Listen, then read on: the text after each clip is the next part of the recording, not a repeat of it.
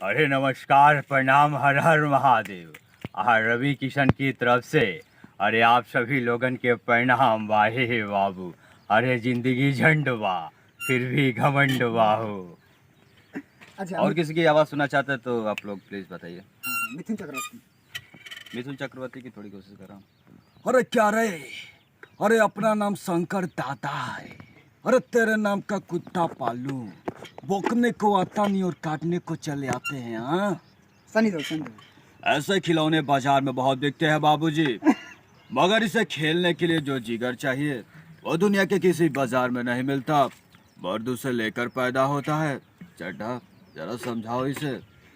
अरे भाई, मैं अमरीश पुरी यमलोक से आया हूँ अपने भाइयों के बीच में। अरे आप लोगों से मैं यही कहना चाहता हूँ, खैरो बेकार दब था, हमें टपटो ने लूटा, खैरो बेकार दब था, फिर की चिट्ठी डूबी वहाँ, छापी बल पार मसाला ही कब था। सुनील सठी किरण वाला सुनील सठी